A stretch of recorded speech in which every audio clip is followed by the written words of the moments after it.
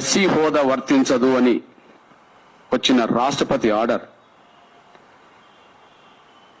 అది రాజ్యాంగ విరుద్ధం, చట్ట విరుద్ధం. ఇది మరొక్కసారి పునరుద్ధరిస్తున్నాం, స్పష్టం చేస్తున్నాం.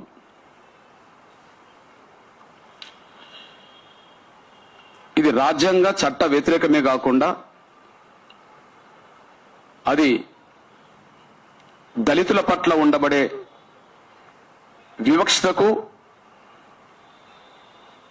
దళితుల మీద ఉండే చిన్న చూపుకు ఆ ఆర్డర్ ఒక నిదర్శనం. ఇది రాజ్యాంగ వ్యతిరేకం, అది చట్ట వ్యతిరేకం, అది వివక్షతో కూడిన ఆర్డర్. దాన్ని పూర్తిగా ఉపసంహరించుకోవడమో లేదా సవరించుకోవడమో జరగాలని చెప్పి మేము రాష్ట్రపతిని కోరుతున్నాం. అందుకు అనుగుణంగా కేంద్రం చొరవ తీసుకోవాలని చెప్పి కూడా గుర్తు చేస్తున్నాం. ఇది రాష్ట్రపతి ఆర్డర్ కనుక రాష్ట్రపతిని కోరుతున్నాం. కేంద్రం చొరవ తీసుకోవాలని చెప్పి మేము విజ్ఞప్తి చేస్తున్నాం.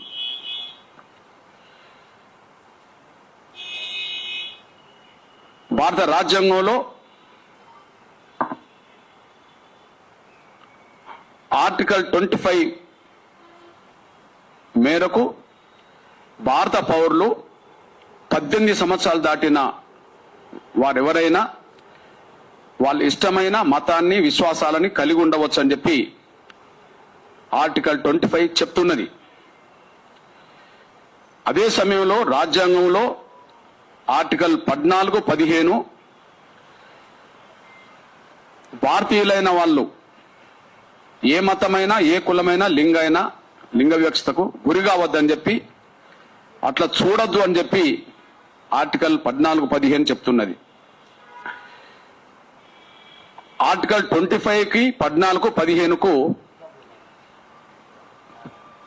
ఈ ఆర్డర్, రాష్ట్రపతి ఆర్డర్ అనేది పూర్తి విరుద్ధం. అది రాజ్యాంగాన్ని, చట్టాన్ని ధిక్కరించి వచ్చిన ఆర్డర్ అని కూడా మేము గుర్తు చేస్తున్నాం. ఎందుకంటే 1950 జనవరి 26 నుంచి రాజ్యాంగం అమల్లోకి వచ్చింది. 1950 జనవరి 26 నుంచి ఈ రాజ్యాంగం అమల్లోకి వచ్చింది. అంటే ఆ రోజు నుంచే ఆర్టికల్ 25, ఆర్టికల్ 14, 15 అమల్లో ఉన్నాయి. ఆ రోజు మతం మార్చుకునే సమయంలో కేవలం దళితులు మాత్రమే మార్చుకోవద్దని చెప్పి, ఇందులో ఏమి నిబంధనలు ఏమి లేవు,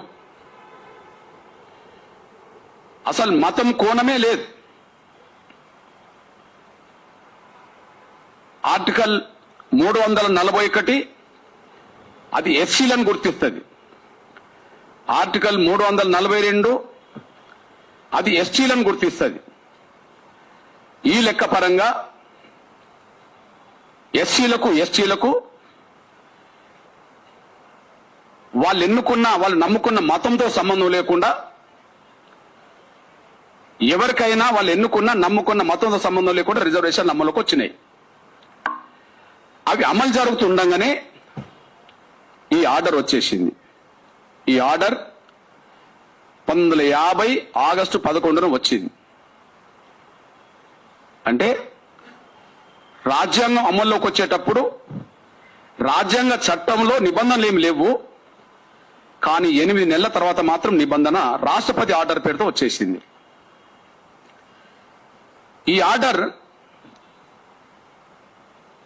ఆర్టికల్ను ఉల్లంఘించినట్టే 25ని, ఈ ఆర్డర్ 14, 15 ఉల్లంఘించినట్టే. ఎందుకు అనంటే కేవలం ఎస్సీ రిజర్వేషన్లు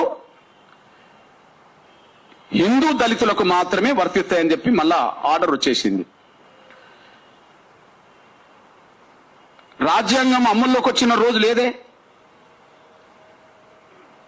8 నెలల తర్వాత ఒక దళితుల గురించి మాత్రమే హిందూ దళితులు అనే పేరుతో హిందూ దళితులకు మాత్రమే ఎస్సీ రిజర్వేషన్ వర్తింపజేస్తాయని ఉన్నది. అది ఎస్సీలకు వర్తింపలేదు. ఆర్టికల్ 341 ఎస్సీలకు గుర్తింపు, 342 ఎస్సీలకు గుర్తింపు. కానీ ఇక్కడ ఎస్సీలు మాత్రమే, హిందూ దళితులకు మాత్రమే ఇది వర్తిస్తుంది రిజర్వేషన్ అని చెప్పి ఆర్డర్ వచ్చేసింది. హిందూ గిరిజనులకు మాత్రమే ఆర్డర్ వర్తిస్తుందని చెప్పి దాన్ని ఎస్సీలకు వర్తింపజేయలే, ఓన్లీ దళితులకు మాత్రమే వర్తింపజేశారు. ఇక్కడ మీ దృష్టికి తీసుకొస్తున్నా,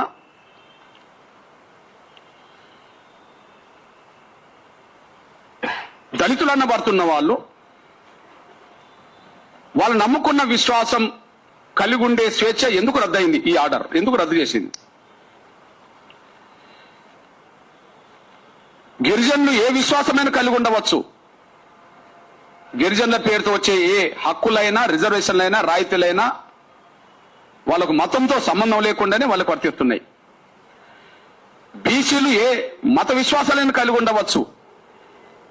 బీసీ రిజర్వేషన్లు, రాయితీలు, హక్కులు ఏ మత విశ్వాసానికి సంబంధం లేకుండానే వర్తిస్తున్నాయి. ఓసీలు ఏ మత విశ్వాసమైన కలిగి ఉండవచ్చు.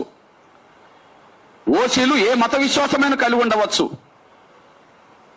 వాళ్లకు ఈ ఆర్డర్ వర్తించట్లేదు. ఇక్కడ ఒక విషయం గుర్తు చేస్తున్నా, ఇప్పుడు ఎస్సీలకు రిజర్వేషన్లు ఉన్నాయి, ఎస్టీలకు రిజర్వేషన్లు ఉన్నాయి, బీసీలకు రిజర్వేషన్లు ఉన్నాయి, ముస్లింలకు ఓసీలకు రిజర్వేషన్లు ఉన్నాయి. ముస్లిం మైనార్టీ కింద తీసేస్తే, మతపరమైన మైనార్టీ కింద ముస్లిం తీసేస్తే ఓసీలకు కూడా రిజర్వేషన్లు ఉన్నాయి. ఎవరికి ఏ సామాజిక హోదా ఉన్నదో దానికి తగ్గట్టుగానే రిజర్వేషన్లు ఉన్నాయి. ఎస్సీలకు దళితుల పరంగా సాంఘిక వివక్షత ఉన్నది, ఎస్సీల పేరుతో రిజర్వేషన్లు ఉన్నాయి. ఎస్సీలు కొండ కోణాల్లో జీవించేటోళ్ళు, వాళ్ళు వెనుకబడ్డారు, వాళ్ళకు రిజర్వేషన్లు ఉన్నాయి. గ్రామంలో ఉండబడే బీసీలు వెనుకబడ్డారు, వాళ్లకు వెనుకబడ్డ వర్గాలకు రిజర్వేషన్లు ఉన్నాయి. అగ్రకులాల్లో కూడా పేదలు ఉన్నారు, పేదలకు ఇప్పుడు రిజర్వేషన్లు వచ్చినాయి. ఇప్పుడు రిజర్వేషన్లు ఎవరికి లేవు? ఎవరి సామాజిక హోదా పరంగా, ఎవరి ఆర్థిక స్థితి పరంగా వాళ్ళకు రిజర్వేషన్ వర్తించేస్తున్నాయి. కానీ ఈ ఆర్డర్ మాత్రం నువ్వు దళితులు అనబడుతున్న వాళ్ళు హిందూ విశ్వాసం కలిగి ఉంటే మాత్రమే ఆ ఎస్సీ హోదా వర్తిస్తుంది, ఎస్సీ రిజర్వేషన్లు, ఎస్సీ ఎస్టీ యాక్ట్ వర్తిస్తుందని చెప్పి ఈ రాజ్యాంగం చెప్పడం అంటే దళితుల పట్లనే ఈ ఆర్డర్ వివక్షత చూపినట్టు అనే విషయం స్పష్టంగా రుజువు అవుతుంది. దళితుల పట్లనే ఈ ఆర్డర్ వివక్షత చూపుతున్నట్టుగా రుజువు అవుతోంది. మీ దృష్టికి హైదరాబాద్ లో ఒక చర్చి గురించి మాట్లాడతా. ఏ కులానికి ఆ కులం చర్చిలు ఉన్నాయి, అందరూ కలిసేసే చర్చిలు ఉన్నాయి. ఏ కులానికి ఆ కులం చర్చిలు ఉన్నాయి ఈ తెలుగు నేల మీద, ఈ దేశంలో అందరూ కలిసేలే చర్చిలు కూడా ఉన్నాయి. ఎగ్జాంపుల్, హైదరాబాద్ లో ఒక చర్చిలో ఎస్సీ క్రైస్తవులు పోతున్నారు, అందులోనే కొంతమంది బీసీ క్రైస్తవులు పోతున్నారు, అందులోనే ఎస్టీ క్రైస్తవులు పోతున్నారు, అందులోకే ఓసీ క్రైస్తవులు కూడా పోతున్నారు. ఒక చర్చికి ఎస్సీ క్రైస్తవులు పోతున్నారు, అదే చర్చికి బీసీ క్రైస్తవులు పోతున్నారు, అదే చర్చికి ఓసీ క్రైస్తవులు పోతున్నారు, అదే చర్చికి ఎస్సీ క్రైస్తవులు పోతున్నారు. చర్చికి ఈ 4 వర్గాల సమూహాలు పోతున్నాయి ఒకే చర్చికి. కానీ ఆ చర్చికి వెళ్లే 3 వర్గాల సమూహాలకు ఈ ఆర్డర్ వర్తించట్లేదు. ఆ చర్చిలో ఎస్సీలు ఉంటారు, కానీ ఎస్సీలకు ఈ ఆర్డర్ వర్తించదు. అదే చర్చిలో బీసీలు ఉంటారు, ఈ ఆర్డర్ వర్తించట్లేదు. అదే చర్చిలో ఓసీలు ఉంటారు, ఈ ఆర్డర్ వర్తించట్లేదు. కానీ అక్కడ 4 వర్గాలు ఒకే చర్చికి వెళ్తున్నాయి.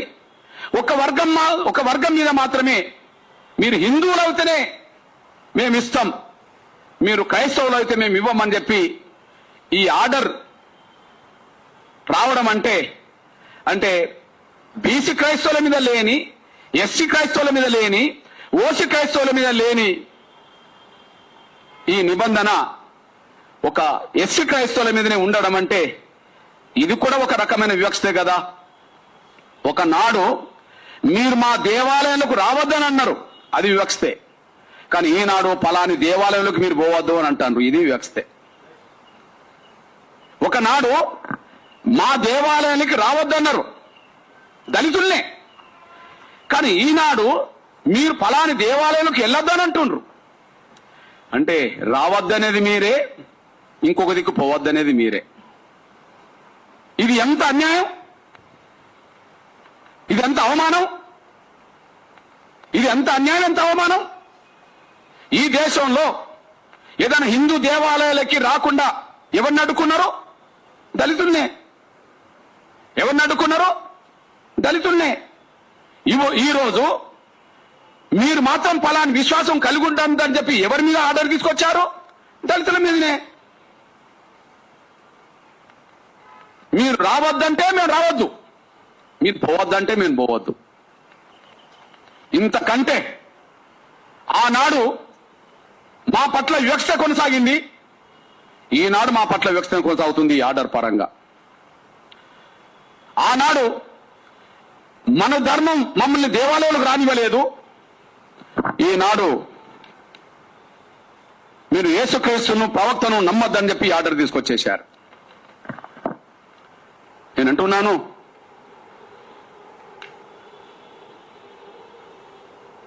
ఏనాటి కాలంలో మమ్మల్ని రావద్దన్నారు? ఒకనాడు దళితులు రోడ్డు మీద నడవలేని రోజుల్లో అందరిలాగా మీరు అందరూ తిరిగే రోడ్డు మీద మీరు తిరగద్దన్న రోజుల్లో, మా దేవాలయంలోకి మీరు రావద్దన్న రోజుల్లో, మాలాగా మీరు చదువుకోవద్దన్న రోజుల్లో, మాలాగా మీరు స్వేచ్ఛగా జీవించద్దన్న రోజుల్లో మీరు బడికి రాకుండా చేస్తే క్రైస్తవ మిషన్లు వచ్చి వాళ్ళు బడి తీసుకొచ్చారు. అప్పుడు మా దళితులు పోయి బడి స్కూల్లో చదువుకున్నారు. మీరు గుడికి రావద్దంటే వాళ్ళు ఒక చర్చి కట్టించారు, ఇక్కడ స్వేచ్ఛ ఉన్నది రావచ్చు అని చెప్పారు. మీరు దళితుల ఆరోగ్యం విషయం మీరు పట్టించుకోకపోతే వాళ్ళు ఆసుపత్రులు కట్టించేశారు. మీరు రావద్దన్న కాడికి నేను రాలేదు కదిగా. మీరు గుడికి రావద్దన్నది మీరే, బడికి రావద్దన్నది మీరే, స్వేచ్ఛగా తిరగద్దన్నది మీరే, మా ఆరోగ్యం గురించి పట్టించుకోండి మీరే. వాళ్ళు బడి తీసుకొచ్చారు, వాళ్ళు ఆసుపత్రి తీసుకొచ్చారు, వాళ్ళు చర్చి తీసుకొచ్చారు, వాళ్ళు తిరిగే స్వేచ్ఛను తీసుకొచ్చారు. మేము పోవడానికి కారణం ఏంటి మరిగా? మా మీద వివక్షన్న రోజుల్లో, మా మీద అవమానాలు జరుగుతున్న రోజుల్లో, మమ్మల్ని చూస్తేనే అంటాన్ వాళ్ళని దూరం పెట్టిన రోజుల్లో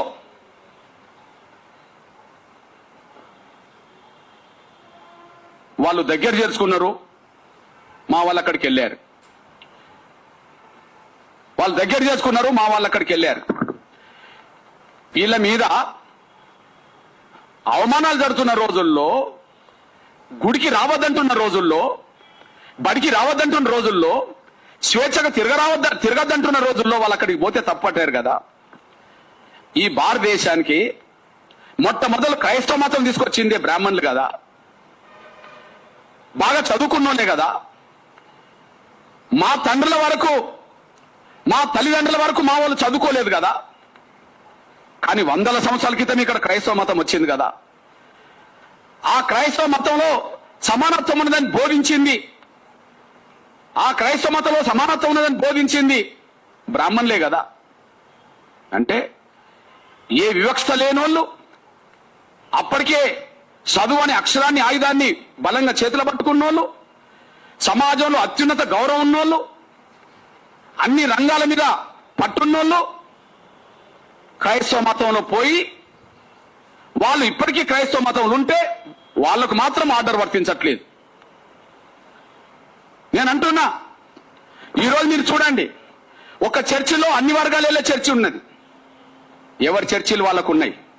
చాలా గ్రామాలకు వెళ్ళి చూడండి, మాదిగవాడల్లో మాదిగ చర్చిలు ఉన్నాయి, మాలవాడల్లో మాల చర్చిలు ఉన్నాయి, కొన్ని చోట్ల బీసీ వాడల్లో బీసీ చర్చిలు ఉన్నాయి, కొన్ని చోట్ల ఎస్టీ తండాల్లో గూడాల్లో ఎస్టీ చర్చిలు ఉన్నాయి, బ్రాహ్మణ చర్చిలు ఉన్నాయి, మెజార్టీ బ్రాహ్మణులు పోయే చర్చిలు ఉన్నాయి, మెజార్టీ బ్రాహ్మణులు పోయే చర్చిలు ఉన్నాయి, మెజార్టీ కమ్మాలు పోయే చర్చిలు ఉన్నాయి, మెజార్టీ రెడ్లు పోయే చర్చిలు ఉన్నాయి, మెజార్టీ కాపులు పోయే చర్చిలు ఉన్నాయి, మెజార్టీ బ్రాహ్మణులు పోయే చర్చిలు ఉన్నాయి,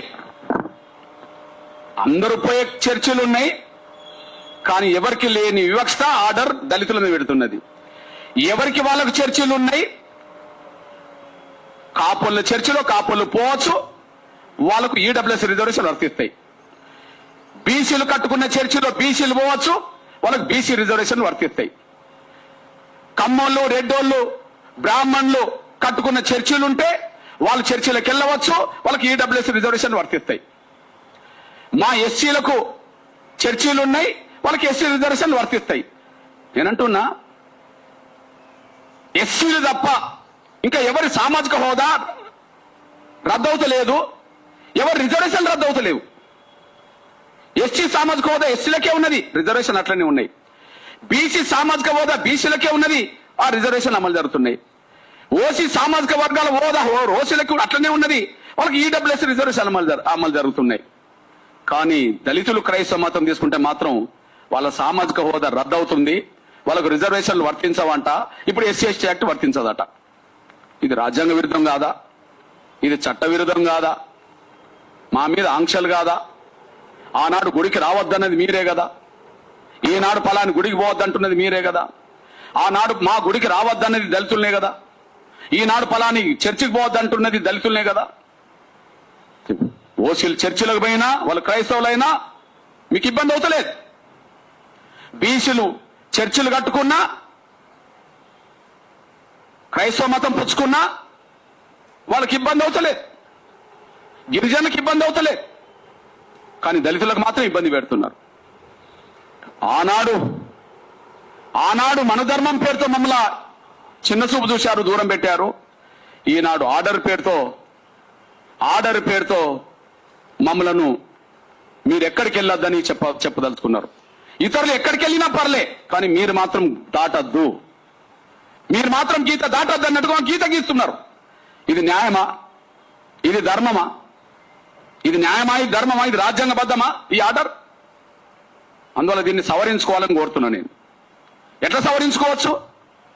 ఆర్డర్ను 1950లో వచ్చిన ఆర్డర్ కేవలం హిందూ దళితులు మాత్రమే రిజర్వేషన్ వర్తిస్తాయి అన్నాడు. కానీ ఆ రోజు లేని సిక్కు మతం తీసుకున్న దళితులు కూడా వర్తిస్తామని చెప్పి 56లో తీసుకొచ్చేశారు. అంటే 56 నాటికి సిక్కు దళితులు కూడా ఎస్సీలు కాదు, సిక్కు దళితులు కూడా ఎస్సీలు కాదు. కానీ సిక్కు దళితులు కూడా ఎస్సీ హోదా వచ్చేసింది. 90 నాటికి బౌద్ధులు ఎస్సీలు కాదు, 90 నాటికి బౌద్ధ మతం తీసుకున్న ఎస్సీలు కాదు. కానీ 1990 నాటికి మళ్ళా బౌద్ధ మతం తీసుకున్న దళితులు కూడా ఎస్సీ హోదా వర్తించింది. అట్లనే దీన్ని ఎక్స్టెండ్ చేయండి. క్రైస్తవ మతం తీసుకున్న దళితులకైనా, ప్రవక్తను నమ్ముకున్న దళితులకైనా ఇది వర్తిస్తుందని చెప్పి ఎక్స్టెండ్ చేయండి. లేదా 50 నాడు ఏ రాజ్యాంగం ఉన్నదో ఆర్డర్ రాకముందు దాన్ని అమలు చేయండి. 50 నాడు ఆగస్టు 10 కంటే ముందు 1950 జనవరి 26 నుంచి ఆగస్టు 10 కంటే ముందు ఏ విధానాలు ఎత్తున్నాయో దాన్ని అమలు చేయండి. అమలు చేయాలంటే ఏం చేయాలి? ఆర్డర్ను ఉపసంహరించుకోవాలి. కాబట్టి ఆర్డర్ను ఉపసంహరించుకుంటారో ఆర్డర్ను ఎక్స్టెండ్ చేస్తారో తేల్చుకోవాల్సింది రాష్ట్రపతి, తేల్చుకునే విధంగా చొరవ తీసుకోవాల్సింది కేంద్ర ప్రభుత్వం అని చెప్పి నేను స్పష్టంగా విజ్ఞప్తి చేస్తున్నా, నేను గుర్తు చేస్తున్నా. నేను ఏదేమైనా ఈ ఆర్డర్ రాజ్యాంగ విరుద్ధం. ఈ ఆర్డర్ చట్ట విరుద్ధం, ఇది వివక్షతో కూడిన ఆర్డర్. ఒకనాడు మమ్మల్ని రానివ్వలేదు దేవాలయానికి, ఈనాడు పోనివ్వట్లేదు ఫలాని దేవాలయానికి. ఎవరికి లేని ఆనాడు ఆంక్షలు మా మీదనే ఉన్నాయి, ఈనాడు ఆంక్షలు మా మీదనే ఉన్నాయి. ఆనాడు మన ధర్మం పేరుతో మా మీద ఆంక్షలు పెట్టారు, ఈనాడు ఆర్డర్ పేరుతో మా మీద ఆంక్షలు పెడుతున్నారు. ఇది న్యాయం కాదు, ఇది ధర్మం కాదు, ఇది చట్ట విరుద్ధం, ఇది రాజ్యాంగ విరుద్ధం. కాబట్టి రాష్ట్రపతి ముందు కేంద్రం ముందు రెండే, ఒకటి దళిత సిక్కులకు దళిత బౌద్ధులకు ఎట్లయితే వర్తింపజేస్తూ 56, 90లో ఎక్స్టెండ్ చేశారో అట్లనే దళిత క్రైస్తవులకు దళిత ముస్లిం వాళ్ళకు కూడా ఖచ్చితంగా దీన్ని ఎక్స్టెండ్ చేయాలని చెప్పి విజ్ఞప్తి చేస్తున్నా. అట్లా ఎక్స్టెండ్ చేయకపోతే మొత్తం ఆర్డర్నే ఉపసంహరించుకోవాలని చెప్పి డిమాండ్ చేస్తున్నా. ఎందుకంటే రాజ్యాంగం చట్టం అమల్లోకి వచ్చిన రోజు ఆర్డర్ లేదు, ఇది వివక్షతో కూడిన ఆర్డర్. దీన్ని నా పాత్రికేయ మిత్రులు అర్థం చేసుకుంటారని ఆశిస్తున్నా. నేను ఆనాడు మా మీదనే ఆంక్షలు మీరు రావద్దని, ఈనాడు మా మీదనే ఆంక్షలు మీరు అటు పోవద్దు అని. ఆనాడు అందరూ దేవాలయాలకు రావచ్చు, మేము రావద్దు. ఈనాడు అందరు మతం మార్చుకోవచ్చు, మేము మాత్రం మార్చుకోవద్దు. ఇంతకంటే ఈ దేశంలో ఇంకేం అవమానం కావాలి మాకు? ఆనాడు మన ధర్మం మా మెడ మీద కత్తి పెట్టి శాసించింది, ఈనాడు 1950 ఆర్డర్ కత్తి పెట్టి మమ్మల్ని శాసిస్తున్నది. ఇది కత్తి పెట్టి శాసిస్తున్నది. దీన్ని దళిత క్రైస్తవులకు దళిత ముస్లింలకు వర్తింపజేసే విధంగా ఆర్డర్ని సవరిస్తారో లేదా ఆర్డరే తీసేసి 1950 రాజ్యాంగం అమల్లోకి వచ్చినప్పుడు ఎట్లయితున్నదో అట్లనే అమలు చేస్తారో తేల్చుకోవాల్సింది రాష్ట్రపతి, తేల్చుకునే విధంగా చేయాల్సింది కేంద్ర ప్రభుత్వం. కేంద్ర ప్రభుత్వానికి నాయకత్వం అవుతున్నది గౌరవ పెద్దలు నరేంద్ర మోడీ గారు, ప్రధానమంత్రి గారు. ఆయనకు నేను విజ్ఞప్తి చేస్తున్నా, గుర్తు చేస్తున్నా, ఆ విషయం స్పష్టం. ఇకపోతే మీ సోదరుడిగా ఈ ఎంఆర్పిసి ఈ విషయం ముందుకు తీసుకొచ్చిన కారణం నుంచి బలంగా ఇది మాదిగలు బ్రాహ్మణుల మధ్యలో ఒక యుద్ధంగా మారుతుంది అని చాలా మంది అనుకుంటున్నారు. మాదిగలు బ్రాహ్మణుల మధ్యలో ఒక యుద్ధంగా మారుతుందని చెప్పి చాలా మంది అనుకుంటున్నారు. నేనేంటంటే యుద్ధం ధర్మం కోసం ఒకరు చేస్తే అధర్మం మీద ఒకరు నిలబడతారు. యుద్ధం అన్నప్పుడు రెండు ఉంటాయి. మేము పూలే స్ఫూర్తిని, అంబేద్కర్ స్ఫూర్తిని మరింత ముందుకు తీసుకెళ్లే పోరాటాన్ని మేము నడుపుతున్నాం. పూలే స్ఫూర్తిని, అంబేద్కర్ స్ఫూర్తిని వాళ్ళ కాలంలో ఎవరైతే అడ్డుకున్నారో ఈనాటి మా కాలంలో అడ్డుకునేటోళ్ళను మేము వ్యతిరేకిస్తాం. ఇది స్పష్టం. ఇది మాదిగలు బ్రాహ్మణుల మధ్యలో జరిగే యుద్ధమేం కాదు. ఇది మాదిగలు బ్రాహ్మణుల మధ్య జరిగే యుద్ధం కాదు. మమ్మల్ని అపార్థం చేసుకోవద్దు. అపార్థం చేసుకుంటే అది మీ ఇష్టం. మా లైన్ కనుగుణంగానే మేము ముందుకెళ్తాం. మా లైన్ అనేది మేము నిర్ణయించుకున్నది కాదు.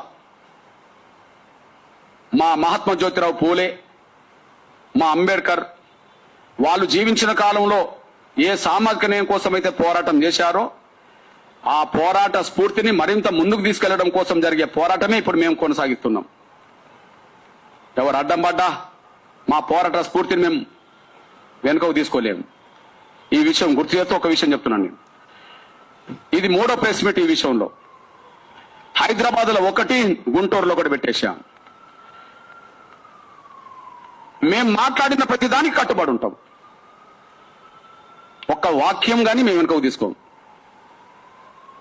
మేము మాట్లాడిన ప్రతి మాటకు కట్టుబడి ఉంటాం. ఒక వాక్యం మేము వెనుకకు తీసుకోం. సమాజం తేల్చుకుంటుంది ఈ విషయంలో. మేము సామాజిక న్యాయానికి అనుగుణంగా పూలే అంబేద్కర్ స్పిరిట్ ను ముందుకు తీసుకెళ్లే పోరాటాన్ని మేము ముందుకు తీసుకెళ్తున్నాం. ఈ విషయంలో అడ్డుపడే శక్తులు ఎవరో వాళ్ళు రోడ్డు మీదకి వస్తారు, మాకే అభ్యంతరం లేదు. ఈ విషయంలో మీకు గుర్తు చేస్తున్నాను. నేను ఒక దేనికి కట్టుబడి ఉన్నా, 3 విషయాలు కట్టుబడి ఉన్నా. నంబర్ 1, ఈ ఆర్డర్ రావడానికి ఆనాడు దేశంలో కీలకమైన పాత్ర పోషించిన 4 బ్రాహ్మణులని నేను అన్నా. దానికి నేను కట్టుబడి ఉన్నా.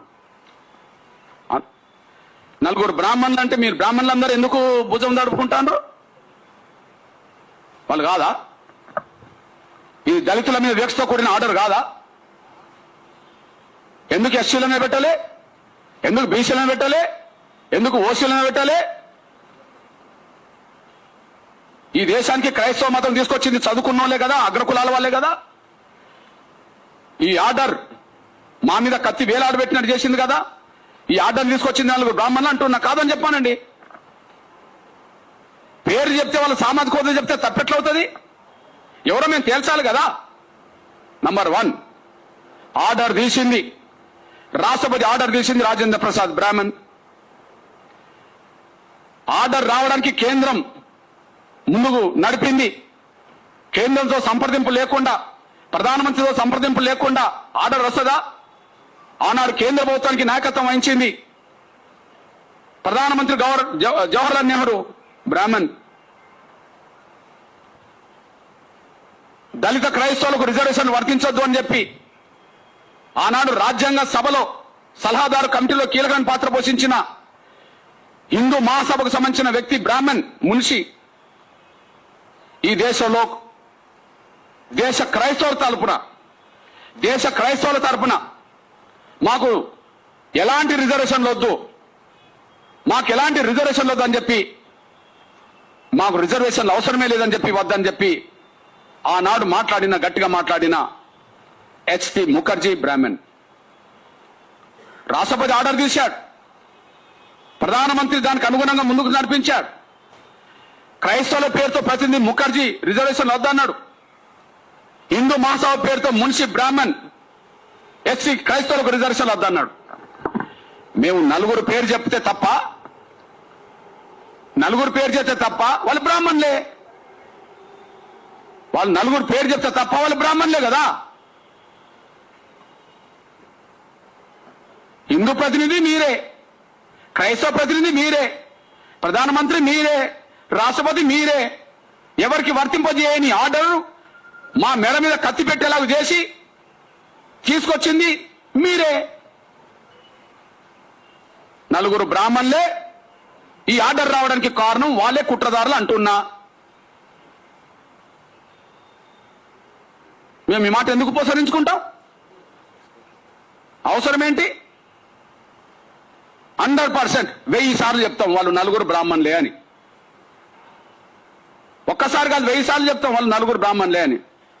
కాదని చెప్పండి, అంతేగాని ఇంకో తిరగబోవద్దు. నంబర్ 1. నంబర్ 2, రెండోది, అసలు కుల వ్యవస్థ లేని సమాజం రావాలి. అసలు కుల వ్యవస్థను రద్దు చేయండి. ఎవరు రిజర్వేషన్లు అడగరు, ఎవరు ఏం అడగరు అని అంటున్నాం. కుల వ్యవస్థ వల్లనే కదా రిజర్వేషన్లు వచ్చినాయి. ఎస్సీలకు వచ్చినా, బీసీలకు వచ్చినా, ఓసీలకు ఇవాళ వచ్చినా కుల వ్యవస్థ పన్నాలు బాగా వచ్చినాయి కదా. అసలు కుల వ్యవస్థ రద్దు చేస్తే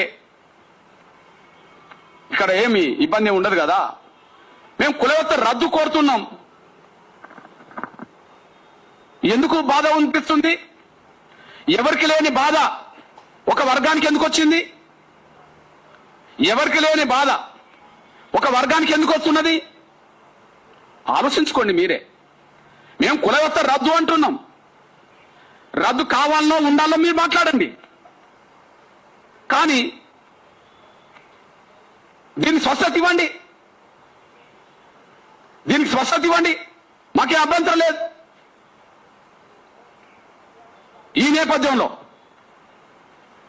నేపథ్యంలో మీ దృష్టి తీసుకొస్తున్నాను నేను. కుల వ్యవస్థ రద్దు అని మేము అంటున్నాం, దాన్నే మాట్లాడండి అంతే. ఒక బాధిత వర్గంగా మాట్లాడుతున్నాం, దాన్ని మాట్లాడండి. మూడోది, కుల వ్యవస్థ రద్దు కోసం మేము కట్టుబడి ఉన్నాం. పూలే అంబేద్కర్ వేసిన మార్గంలో మా ప్రయాణం కొనసాగుతుంది. మేము దాన్ని కట్టుబడి ఉన్నాం, దాన్ని ముందుకు నడిపిస్తాం. మీకు బాధ ఏంది, ఇబ్బంది ఏంది మాట్లాడండి. కుల వ్యవస్థ కొనసాగాలన్నా, కుల వ్యవస్థ రద్దు కావాలా? మేము అంటున్నాం, ఈ దేశ కుల వ్యవస్థ వల్లనే మేము అస్పృశ్యులంగా గుర్తించబడ్డాం. ఈ దేశ కుల వ్యవస్థ ఉండడం వల్లనే అన్ని వర్గాల మధ్యలో సామరస్యం లేకుండా పోయింది. భారతీయులమనే స్పృహ కంటే, అందరూ హిందువులమనే స్పృహ కూడా కంటే, మేము పలాని కులమనే స్పృహే కుల చైతన్యం కులం ఇచ్చేసింది. దానివల్ల ఏ రెండు కులాల మధ్యలో సాంఘిక సమానత్వం లేకుండా పోయింది. దానివల్ల భారత ప్రజల మధ్య ఐక్యత లేకుండా పోయింది. ఆ ఐక్యత లేకుండా పోవడం వల్ల భారతదేశం అఖండ భారత్ పోయింది. బ్రిటిష్ ఇండియా కాలం నాటి ఇండియా పోయింది. ఇప్పుడు మిగిలిన ఇండియా ఉన్నది. ఈ ఇండియానన్నా కాపాడుకోవాలంటే కుల వ్యవస్థ రద్దు కావాలని కోరుతున్నాం. ఉన్న ఇండియానన్నా కాపాడుకుంటే కుల వ్యవస్థ రద్దు కావాలని కోరుతున్నాం. మీరు ఉన్న ఇండియాను కాపాడదలుచుకున్నారా, మళ్ళీ విచ్ఛిన్నం చేయదలుచుకున్నారా? ఉన్న భారత్ను కాపాడదలుచుకున్నారా, విచ్ఛిన్నం చేయదలుచుకున్నారా? మేము కాపాడదలుచుకున్నాం కాబట్టి ఈ దేశం బలహీనపడడానికి, రెండు కులాల మధ్య సాంఘిక సమానత్వం లేకుండా పోవడానికి, దళితులంటే అస్పృశ్యులుగా అవమానాలు పడ్డ ఉన్నదాన్ని కాపాడుకుందామా తేల్చాల్సింది మాట్లాడేటోళ్ళు. కాబట్టి మేము కుల వ్యవస్థ రద్దు కోరుతూ భారత ప్రజల మధ్య ఐక్యత, భారత సమగ్రతను కోరుతున్నాం. అందరి మధ్యలో సమానత్వాన్ని కోరుతున్నాం. అందరి మధ్యలో సమానత్వాన్ని కోరుతున్నాం. మీరు కుల వ్యవస్థ రద్దుకు వ్యతిరేకమని అది చెప్పండి. అప్పుడు మీరు దేశాన్ని బలహీనం చేసే శక్తులు అవుతారు. భారత ప్రజల మధ్యలో ఐక్యత లేకుండా చేసే శక్తులు అవుతారు. భారతదేశాన్ని బలహీనం చేసే దాంట్లో మీరు భాగస్వాములు అవుతారు. కానీ మేము మాత్రం కుల వ్యవస్థ రద్దుకు మేము కట్టుబడి ఉన్నాం. అంబేద్కర్ వేసిన మార్గంలో, అంతకుముందు పూజ అందించిన మార్గంలో మా ప్రయాణం కొనసాగుతుంది. ఇందులో మా ప్రయాణం వెనుకకు దక్కించుకునే ప్రసక్తి లేదు. ఇక పోతే మేము అంటున్నాం, ఇప్పుడు ఈ దేశంలో ఎవరు ఏ హిందువుని అడిగినా ఎక్కువ మంది మెజార్టీ జై శ్రీరామ్ అంటుండ్రు. ఈ దేశంలో, మన భారతదేశంలో ఎవరు ఏ హిందూ దగ్గరికి వెళ్ళినా మెజార్టీ జై హింద్ అంటుండ్రు. అందులో కృష్ణుని నమ్ముకున్న వాళ్ళు అవ్వచ్చు, లేదా సాయిబాబా గారిని నమ్ముకున్న వాళ్ళు అవ్వచ్చు, లేకపోతే వెంకటేశ్వర స్వామి నమ్ముకున్న వాళ్ళు అవ్వచ్చు. ఈ దేశంలో ఎవరి విశ్వాసానికి అనుగుణంగా హిందూ దేవుళ్లను, శంకరుణ్ణి, ఈశ్వరుని ఇట్లా నమ్ముకున్న వాళ్ళు ఉండవచ్చు.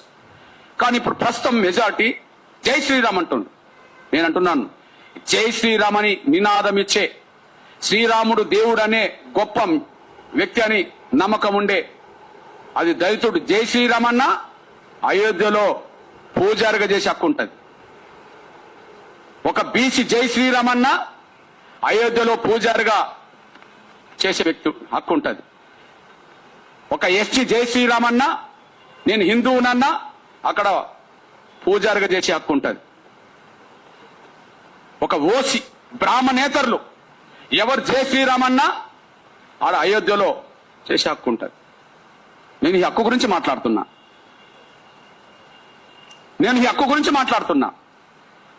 హక్కు గురించి నేను మాట్లాడడం అనేది అంతకుముందు మహనీయుల కొనసాగింపు. హక్కు గురించి నేను మాట్లాడడం అంతకుముందు మహనీయుల కొనసాగింపు. ఉదాహరణకు బ్రాహ్మణ వర్గంలోనే నిజమైన సంఘ సంస్కర్త, రామానుజాచార్యుడు. నేను అంటున్నా, ఒక 1000 ఏళ్ల క్రితం రామానుజాచార్యులు మంత్రం కేవలం బ్రాహ్మణుల ఆధీనంలోనే ఉండద్దు, మంత్రం సందేశం ఖచ్చితంగా సమాజంలో అన్ని వర్గాలకు చేరాలని చెప్పి, మంత్రం బ్రాహ్మణ ఆధీనంలో ఉండాలని చెప్పి శాస్త్రాలు చెప్తున్న సమయంలో, మెజార్టీ బ్రాహ్మణులు అనుకుంటున్న సమయంలో అది తప్పు, మంత్రం అన్ని వర్గాలకు చేరాలని చెప్పి గుడి మెట్ల మీదకి ఎక్కి, గోపురం మీదకి ఎక్కి అందరికి వినిపించేలాగా చేసింది ఎవరు? రామానుజాచార్యులు. నేను అంటున్నా, మంత్రం బ్రాహ్మణుల చేతిలో ఉండాలని అనుకుంటున్న రోజుల్లో మంత్రం అందరికి వెళ్ళాలని చెప్పి అన్నది సంస్కరణవాదం కాదా? అది సాంఘిక సమానత్వానికి దారిది కదా? మీరు ఎవరు వారసులు ఉండదలుచుకున్నారు? ఆనాడు కూడా రామానుజాచార్యులు, ఆనాడు 1000 ఏళ్ల క్రితం రామానుజాచార్యులు గుడి గోపురం మీదకి ఎక్కి మంత్రం అందరికి చేరే విధంగా ఆయన మాట్లాడుతున్న సమయంలో కొంతమంది ఇది ఆచారానికి విరుద్ధం అని చెప్పి ఆయన అడ్డం పడ్డారు కదా. మీరు అడ్డం పడ్డ బ్రాహ్మణుల వారసులా, సమాజంలో అన్ని వర్గాలకు మంత్రం చేరాలని అన్న రామానుజాచార్య వారసులా? మేము ఆ బ్రాహ్మణ పెద్ద అయిన సంఘ సంస్కర్త అయిన రామానుజాచార్యులకు అనుగుణంగా మేము మాట్లాడుతున్నాం. మంత్రం కేవలం బ్రాహ్మణులు మాత్రమే మంత్రం చేయాలని చెప్పి, మా ఆధీనంలో ఉండాలని చెప్పి అంటున్న రోజుల్లో అందరికి పోవాలని చెప్పి మేము దాన్ని ముందుకు నడిపిస్తున్నాం. దాని కొనసాగింపు డాక్టర్ బాబాసాహెబ్ అంబేద్కర్ అనుకుందాం. దాని కొనసాగింపు డాక్టర్ బాబాసాహెబ్ అంబేద్కర్. డాక్టర్ బాబాసాహెబ్ అంబేద్కర్ కాలంలో ఖచ్చితంగా హిందూ దేవాలయంలో దళితులకు అస్పృశ్యులకు కూడా ప్రవేశం ఉండాలని చెప్పి పోరాటం చేశాడు. 1930లో దళితులకు అందరికీ దేవాలయ ప్రవేశం ఉండాలని చెప్పి పోరాటం చేశాడు. నాసిక్ పోరాటం అదే కదా, అంబేద్కర్ చేసిందే కదా, నాసిక్ పోరాటం. అంటే ఇప్పుడు అంబేద్కర్ కు ఎవరు స్ఫూర్తి అని చెప్పిండు? అంబేద్కర్ ఈ దేశంలో నిజమైన సమానత్వాన్ని, సాంఘిక సమర్థాన్ని కోరిన రామానుజాచార్యులు నాకు స్ఫూర్తి అని చెప్పిండు కదా. రామానుజాచార్యులో కాలంలో మంత్రాలు అందరికి చేరాలని చెప్పుంటున్న కాలంలో అడ్డుపడ్డది ఎవరో మీ అందరు తెలుసు. ఆడ బ్రాహ్మణ సమాజం అడ్డం పడ్డది. ఇప్పుడు దేవాలయ ప్రవేశం చేయాలని చెప్పి నాసిక్ పాఠం అంబేద్కర్ చేస్తున్న రోజుల్లో మరి అడ్డం పడ్డది ఏ వర్గం? బ్రాహ్మణ వర్గం అడ్డం పడ్డది. ఇప్పుడు దానివల్ల ఇవాళ అన్ని దేవాలయాల్లోకి రాజ్యాంగం వచ్చిన తర్వాత, అంబేద్కర్ రాజ్యాంగం రాయకముందు ఈ పోరాటం చేశాడు. రాజ్యాంగంలో ఎలాంటి వివక్ష ఉండద్దు, ఏ దేవాలయాలకు వెళ్ళినా ఎవరిని వివక్ష చూపొద్దని చెప్పి రాజ్యాంగం రాశాడు. ఇప్పుడు మెజార్టీ దేవాలయాల్లోకి అందరు వెళ్తుండ్రు కదా, ఇంకా అక్కడక్కడ వివక్ష కొనసాగుతున్నా, అక్కడక్కడ కొంత ఇబ్బందులు ఎదురవుతున్నా అన్ని దేవాలయాలకి అందరు వెళ్తున్నారు కదా. అంటే సమానత్వం వైపు అడుగులు వేయడానికి అంబేద్కర్ ముందుకు తీసుకొచ్చాడు కదా. ఇప్పుడు మేమంటున్నామంటే ఆ గర్భగుడిలోనే మా పూజారులు ఉండాలంటున్నాం. ఒకనాడు మంత్రాలు అందరికి చేరాలని ఆయన అన్నాడు. గుడిలోకి అందరికి ప్రవేశించక ఉండాలని చెప్పి అంబేద్కర్ అన్నాడు. పూజారులుగా ఉండే హక్కు అందరికి ఉండాలని చెప్పి నేను అంటున్నా. ఇది కొనసాగింపు కాదా? ఇది రామానుజాచార్యులు అంబేద్కర్ స్పిరిట్ ను ముందుకు తీసుకెళ్లడం కాదా? దీనివల్ల మనం బలపడతామా బలహీనపడతామా? అసలు ఎందుకు కలవరపడుతున్నారు? అందులో ఒక వర్గమే ఎందుకు కలవరపడుతున్నది? కానీ ఒకటి మాత్రం స్పష్టం, రామానుజాచార్యుల కాలంలో రామానుజాచార్య స్పిరిట్ ను అడ్డపడాలని ప్రయత్నం చేసింది బ్రాహ్మణ వర్గమే. అంబేద్కర్ కాలంలో దేవాలయ ప్రవేశం దళితులకు వద్దని చెప్పి రోడ్డు మీదకి వచ్చింది కూడా బ్రాహ్మణ వర్గమే. ఇప్పుడు దీని మీద మాట్లాడండి. ఎందుకంటే అయోధ్యతో పాటు, మళ్ళీ చెప్తున్నా, అయోధ్యతో పాటు ఈ దేశంలో ఉండబడే హిందూ దేవాలయాలన్నిట్లో, అన్ని దేవాలయాలు అన్నిట్లో ఖచ్చితంగా పూజారులుగా, ప్రధాన పూజారులుగా ఎస్సీ, ఎస్టీ, బీసీ వర్గాలు ఉండాల్సిందే. బ్రాహ్మణేతర వర్గాలందరూ ఉండాల్సిందే. కేంద్ర ప్రభుత్వాన్ని నిర్వహించే కాడ అన్ని శాఖల్లో అన్ని వర్గాల ఆఫీసర్లు ఉన్నారు కదా. వైద్యం వృత్తి చేసే కాడ అన్ని శాఖల్లో అందరు ఉన్నారు కదా, అన్ని వర్గాలు ఉన్నారు కదా. మన సెక్రటేరియట్కి వెళితే అన్ని వర్గాల వాళ్ళు సెక్రటరీలు ఉన్నారు కదా. మన దేవాలయానికి వెళితే అన్ని వర్గాల వాళ్ళు పూజారులు ఎందుకు ఉండద్దు? ఓకే, యేసుక్రీస్తుని నమ్ముకున్న కాడ వాళ్ళు ఎస్సీలు నమ్ముకుంటే ఎస్సీలు పాస్టర్లు అవుతాండ్రు, ఎస్సీలు నమ్ముకుంటే ఎస్సీలు పాస్టర్లు అవుతాండ్రు, బీసీలు నమ్ముకుంటే బీసీలు పాస్టర్లు అవుతాండ్రు, ఓసీలు నమ్ముకుంటే వాళ్ళే ఎక్కువ మంది పాస్టర్లు అయి కూర్చున్నారు. ఓకే, చర్చికి వెళ్ళిన కాడ, క్రీస్తు కాడ ఏ వర్గాల వాళ్ళు వెళ్ళినా ఆ వర్గాలకు సంబంధించిన వాళ్ళు పాస్టర్లు అవుతుండ్రు కదా. ఇస్లాం మతం తీసుకుంటే ఎవరైనా సరే ముల్లాలు అక్కడ అవుతుండ్రు కదా. మరి అయోధ్య గుడిలో బ్రాహ్మణేతర వర్గాలకు సంబంధించిన వాళ్ళు పూజారులు ఎందుకు అవ్వద్దు?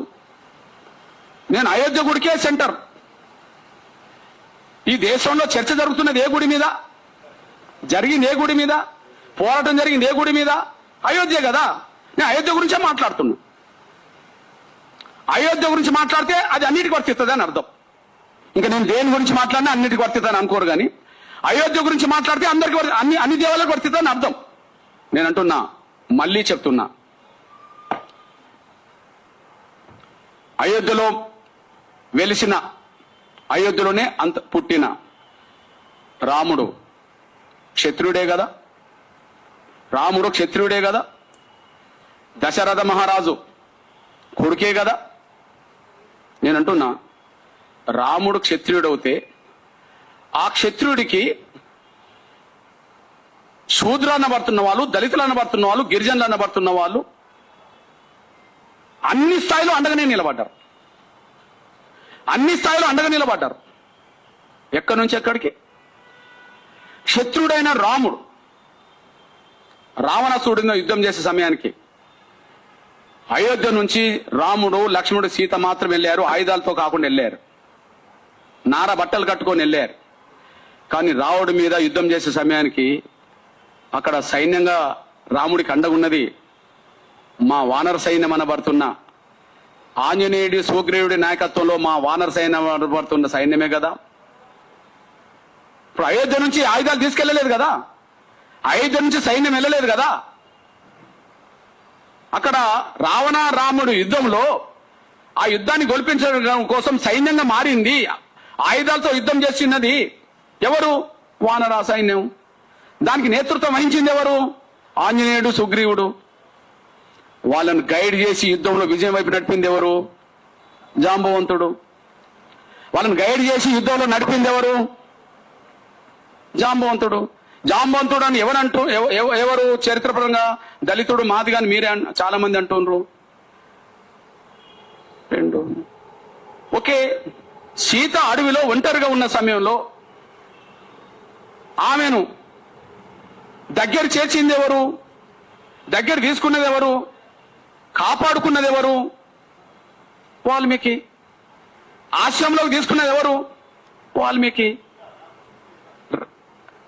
లవకుశుల్ని పెద్దది పెంచదేసి విద్యాబుద్ధులు నేర్పింది ఎవరు? వాల్మీకి.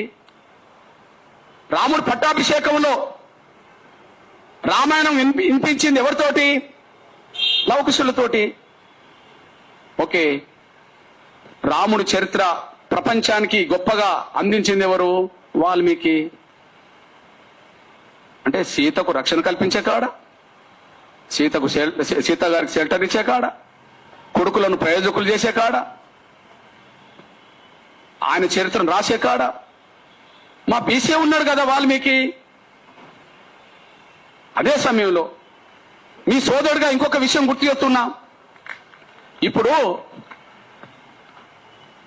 బాబ్రీ మసీదు కూలాలి, రామ మందిరం కట్టాలని చెప్పి యుద్ధం అయితే నడిచింది కదా. బాబ్రీ మసీదు కూల్చాలి, రామ మందిరం నిర్మించాలి యుద్ధం నడిపింది కదా. నేను అంటున్నా అది 2002 కదా. అంతకు ముందు 92 కదా. అంతకు ముందు ఒక విషయం గుర్తు చేస్తున్నా. 1989లో నవంబర్ 9న అయోధ్యలోని రామ మందిరానికి మొట్టమొదటి శంకుస్థాపన చేసింది ఎవరు? బీహార్కు చెందిన దళిత నాయకుడు కామేశ్వర్ చౌపాల్. శంకుస్థాపన జరిగింది. శంకుస్థాపన చేసింది ఎవరు అంటే కామేశ్వర్ చౌపాల్, బీహార్కి సంబంధించిన దళితుడు. ఇది మీ చరిత్ర ఉన్నది కదా, మీ చరిత్రలో ఉన్నది కదా. ఓకే, ఇప్పుడు అయోధ్య మందిరం చాలా గొప్పగా తీర్చిదిద్దారు. అయోధ్య మందిరం నిర్మాణంలో కార్మికులుగా రాళ్ళెత్తింది, ఇటుకెత్తింది, నిర్మాణం చేసింది, ఆ స్థాయిలో నిర్మించింది. కార్మిక వర్గంలో అన్ని వర్గాలు ఉన్నారు కదా, ప్రధానంగా ఎస్సీ బీసీలు ఉన్నారు కదా.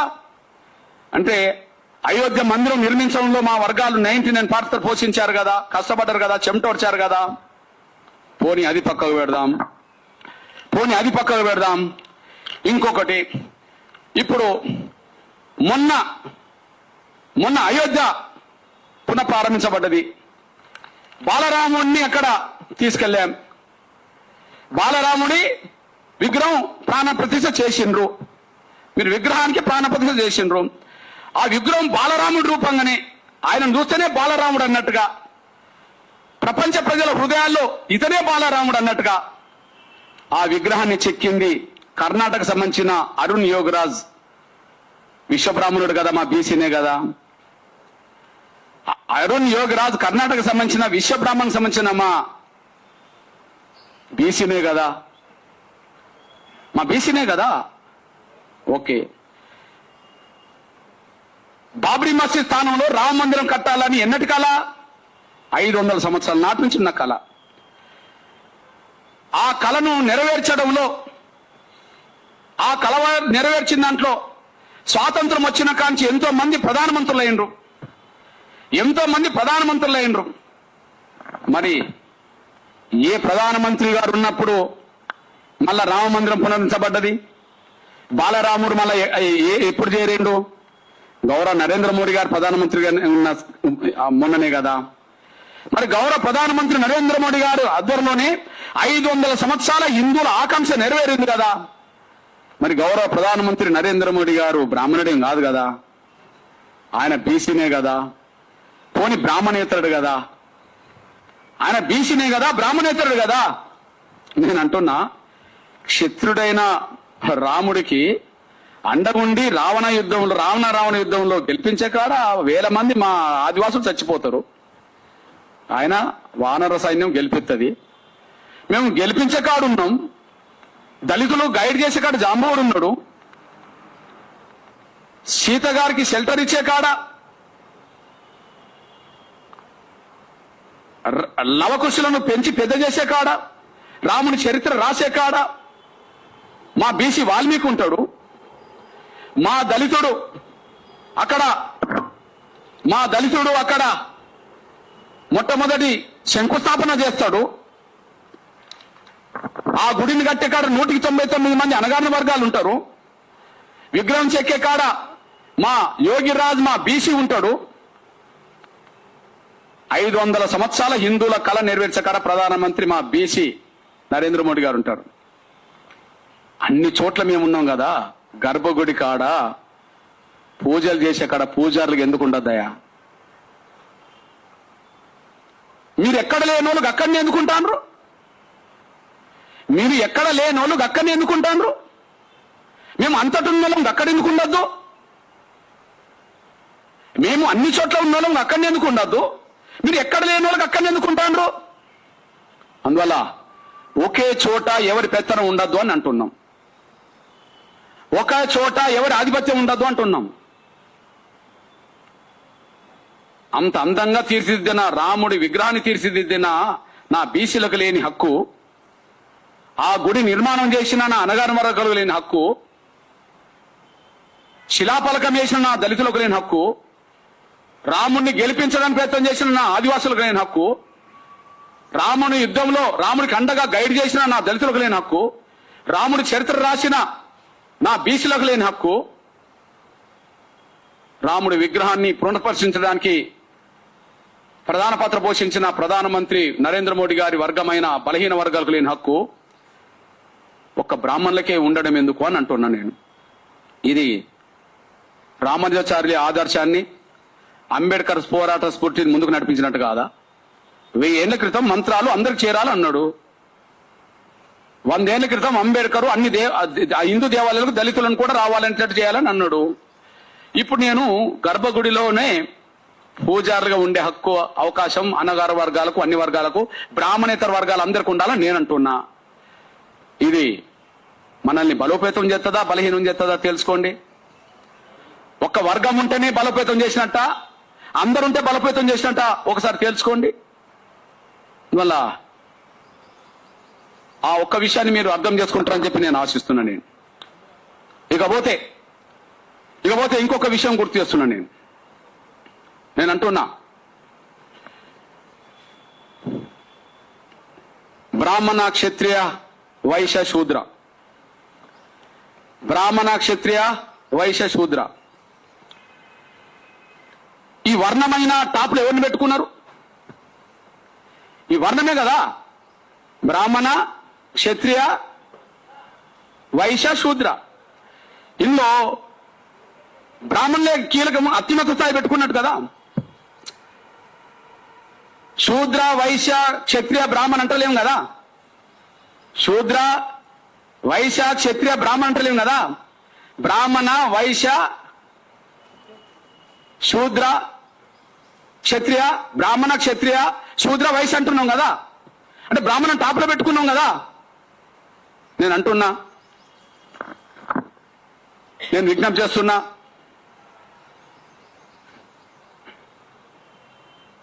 ఈ వ్యవస్థలో టాప్లో, వర్ణంలో టాప్లోనే ఉన్నారు. కుల వ్యవస్థలో టాప్లోనే ఉన్నారు. కుల వ్యవస్థ వచ్చేటప్పటికి మన దళితుల్ని అస్పృశ్యులుగా చేసేశారు. ఇప్పుడు 5వ వర్గం అయిపోయింది అంటరాని వాళ్ళుగా, 5వ వర్గం అయిపోయింది అంటరాని వాళ్ళుగా. ఈ నేపథ్యంలో మీకు గుర్తు చేస్తున్నా, నేను అంటున్నా,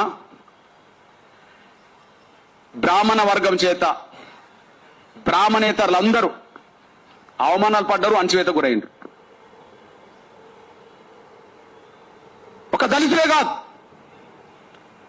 2వ స్థానంలో ఉండబడే క్షత్రియులు, 3వ స్థానంలో ఉండబడే వైశ్యులు, 4వ స్థానంలో ఉండబడే శూద్రులు, అతి శూద్రులు అనబడుతున్న దళితులు. కుల వ్యవస్థలో బ్రాహ్మణులే టాప్, వర్ణ వ్యవస్థలో బ్రాహ్మణులే టాప్. ఓకే, కుల వ్యవస్థలో బ్రాహ్మణులే టాప్, వర్ణ వ్యవస్థలో బ్రాహ్మణులే టాప్. బ్రాహ్మణేతర వర్గాలు అవమానాలు పడ్డారు బ్రాహ్మణుల చేత, బ్రాహ్మణేతర వర్గాలు అణచివేతకు గురైంది. ఉదాహరణకు మీ దృష్టికి ఒక విషయం చేస్తున్నా నేను. మన హిందూ రాజుల్లో చాలా గొప్ప పేరు తెచ్చుకున్నది మనకు ఛత్రపతి శివాజీ గారు. చాలా గొప్ప వీరుడు. ఆయన సైన్యంలో కూడా ముస్లింలు ఉంటారు, ఆయన బాడీ గార్డులో కూడా ముస్లింలు ఉంటారు. ఆయన హిందూ రాజే, కానీ మత వివక్ష మత వివక్ష ఎప్పుడు పాటించాలి, మత సామ్రాజ్యాన్ని పాటించండు. లేకపోతే ఆయన సైన్యంలో 3వ వంతు సైన్యం ముస్లిం ఉండేవాళ్ళు కాదు, ఆయన సైన్యాధిపతులు ఉండేవాళ్ళు కాదు, ఆయన అంగరక్షలు ఉండేవాళ్ళు కాదు. అదొక స్టోరీ. కానీ ఇక్కడ మీ దృష్టికి తీసుకొస్తున్నా, ఛత్రపతి శివాజీ పట్టాభిషేకం జరిగే సమయానికి అక్కడ బ్రాహ్మణులు మీరు క్షత్రియులు కారు కాబట్టి మీకు పట్టాభిషేకం చేయమని చెప్పి ఎదురు తిరుగుతారు. మీరు క్షత్రియులు కాదు, మీకు పట్టాభిషేకం చేయమని చెప్పి ఎదురు తిరుగుతారు. ఎందుకు ఎదురు తిరుగుతారు అంటే, ఆనాటికి క్షత్రులు లేరు అని. ఆనాటికి పూలే బుక్కు, ఆనాటికి క్షత్రులు లేరని చెప్పి. మరి బ్రాహ్మణుల తర్వాత క్షత్రులు కదా పరిపాలన కరువులు, మరి క్షత్రులు ఎందుకు లేకుండా పోయిండు? ఇంకోటి, బ్రాహ్మణుల తర్వాత శివాజీ, బ్రాహ్మణుల తర్వాత క్షత్రులే కదా, మరి క్షత్రులు ఎందుకు లేకుండా పోయిండ్రు? ఎందుకు లేకుండా పోయిండ్రు అంటే, శివాజీ గౌరవ పెద్దలు పట్టాభిషేకం జరిగే సమయానికి అంతకుముందు 100-200 ఏళ్ల క్రితం ఒక బ్రాహ్మణైనా ఒకటి రాస్తాడు పుస్తకం, అని ఏం రాత్రో చూడండి. అక్బర్ కాలంలో కాశీలో ఉండిన కృష్ణ నరసింహ శేషుడు అనే బ్రాహ్మణ పండితుడు శూద్రాచార శిరోమణి అనే గ్రంథాన్ని వ్రాశాడు. కలియుగంలో క్షత్రులనే వారే లేరన్న సిద్ధాంతాన్ని అతడు అందులో లేవదీశాడు. ఆ గ్రంథం అప్పటికి సర్వత్రా పాటించబడుతూ ఉంది. దాన్ని ఆధారంగా తీసుకొని కొందరు బ్రాహ్మణులు శివాజీకి పట్టాభిషేకం చేయడానికి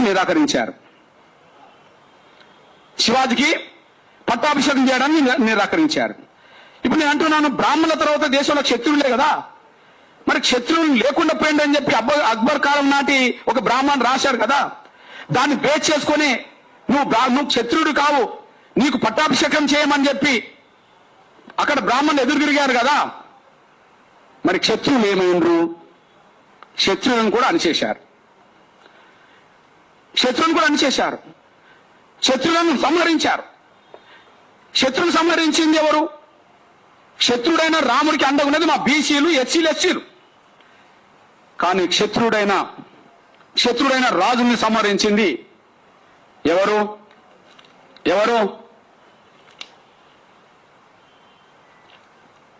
పరశురాముడే కదా. శత్రువులందరినీ సంహరించింది ఎవరు? పరశురాముడే కదా. తన తండ్రి అయిన జమదగ్నికి వేరే క్షత్రియ రాజుకు మధ్యలో జరిగిన ఘర్షణలో, రాజకీయ ఆధిపత్య పోరులో క్షత్రియుడి చేతిలో వాళ్ళ తండ్రి ఏదో ఇబ్బంది పడ్డాడని చెప్పి ఆయన శబదం మూని ఈ భూమండలంలో ఉన్న శత్రువులందరినీ సంహరించడానికి ఆయన తిరిగిండని చెప్పి, ఒక్క శత్రువుని కూడా లేకుండా చేసిండని చెప్పి వాళ్ళు రాసుకున్నారు కదా. అంటే దేశంలో ఉండబడే క్షత్రియ రాజులందరినీ సంహరించింది ఎవరు అంటే పరశురాముడు అని అంటుండు. అంటే క్షత్రులు లేరు, నీకు పట్టాభిషేకం చేయమని అనడం కానుండే శత్రువు లేకపోవడమే కదా. శత్రువుని ఎవరు లేకుండా చేసిండ్రు, ఎవరు సంహరించిండ్రు? పరశురాముడే కదా. మీ చరిత్రపరంగా పరశురాముడు ఎవరు? మీరే అనుకుంటున్న బ్రాహ్మణ వర్గం సంబంధించిన వ్యక్తే కదా. క్షత్రియుడు అయినా మీరు చూడండి, పరశురాముడు యావత్ క్షత్రియ జాతిపై ఆగ్రహించి వారిపై 21 సార్లు దండెత్తి క్షత్రియ వంశాలను నాశనం చేస్తాడు. శమంత పంచకం అనే 5 సరస్సులను క్షత్రియుల రక్తంతో నింపి పరశురాముడు తల్లిదండ్రులకు తర్పణం అర్పిస్తాడు. క్షత్రియ రాజుల రక్తము ఎన్ని సరస్సులు నిండింది? 5 సరస్సులు నిండింది. అంటే క్షత్రియ రాజులందరినీ సంహరించిండని చెప్పుకుంటారు. అందులో క్షత్రియ రాజు అన్న మన రాముడి తండ్రి పేరు దశరథుడు కదా. దశరథుడు ఎట్లా బతుకుతాడో చెప్తాడు చూడండి. దశరథుని వంటి కొద్ది మంది రాజులు గోల మందలో దాక్కుని తప్పుకున్నారు. బహుశా ఆ రోజు గోల మందలో కనుక దాక్కుని తప్పుకోకపోతే దశరథుడు కూడా ఉండేవాడు కాదన్నట్టే కదా. దశరథుడు లేకపోతే రాముడి చరిత్ర ఉండేది కాదు కదా. మరి దశరథుడు మాత్రం తప్పుకున్నాడు, గోల మందలో దాక్కున్నాడు, బతికిండు. మిగిలిన శత్రురాజులందరినీ సంహరించింది కదా. కదా. అంటే క్షత్రియుని కూడా సంహరించింది మీరేననే విషయం చరిత్ర మీరు రాసుకున్నారు కదా. బ్రాహ్మణుల తర్వాత క్షత్రియులే, చివరికి క్షత్రుని కూడా మీరే లేకుండా చేశారు కదా. ఇది చరిత్ర రికార్డు కదా, మాది రికార్డు కాదు కదా. మూడోది వైశ్య. నేను అంటున్నా, ఈ దేశానికి స్వాతంత్రం తీసుకొచ్చిన మహనీయుల పేరు చెప్తే స్వాతంత్రం అంతే గుర్తుకొచ్చేది గాంధీనే కదా.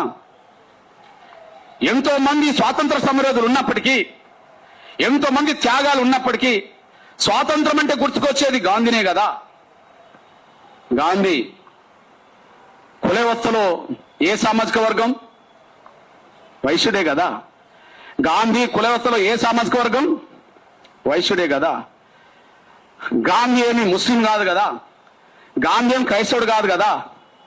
గాంధీ పక్కా హిందువునే కదా.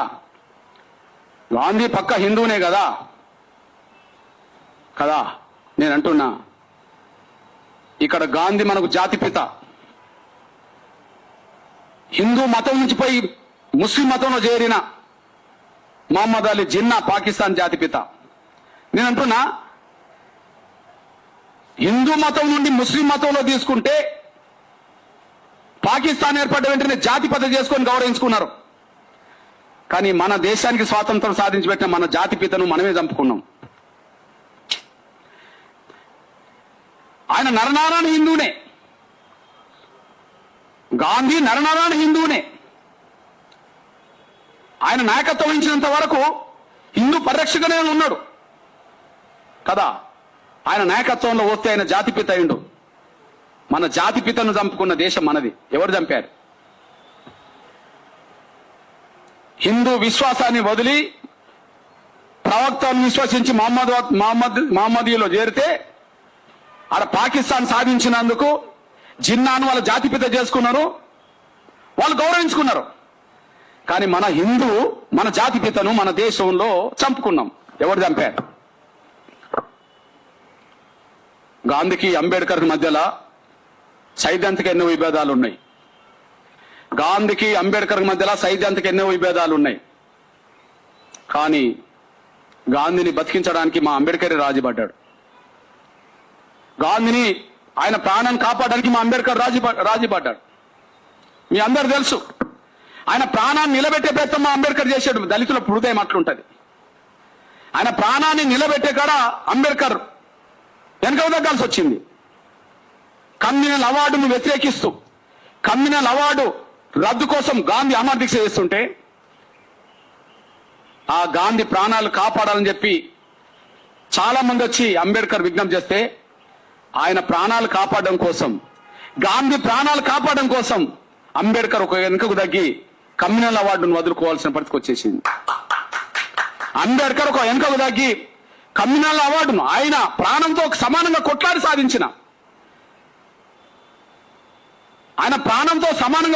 సాధించిన కమ్యూనల్ అవార్డును గాంధీ ప్రాణాలు నిలబెట్టడం కోసం వదులుకున్నాడు. మేము ప్రాణాలు నిలబెట్టి కాడున్నాం గాంధీది. కానీ అట్లాంటి జాతిపితను చంపేకాడెవరున్నారు? చంపింది ఎవరు? అట్లాంటి జాతిపితను చంపేకాడెవరున్నారు? ఈ దేశంలో ప్రతి వైశ్యుడి ఇంట్లో గాంధీ బొమ్మ చూస్తున్నాం. వాస్తవానికి ప్రతి ఒక్కరూ మన జాతిపితకు సంబంధించిన గాంధీ బొమ్మను పట్టుకోవాల్సిందే. కానీ ఎక్కువ ఓన్ చేసుకుంటున్నది ఎవరు? కుల వ్యవస్థలో గాంధీని వైశ్యులు ఓన్ చేసుకుంటారు. గాంధీ అంటే మన జాతిపిత, నిజంగా హిందూ. కమ్యూనల్ అవార్డును అడ్డుకోవడానికి ఆయన ప్రాణత్యాగం చేయడానికి సిద్ధపడ్డాడు. ఆయన ప్రాణం నిలబెట్టింది అంబేద్కర్.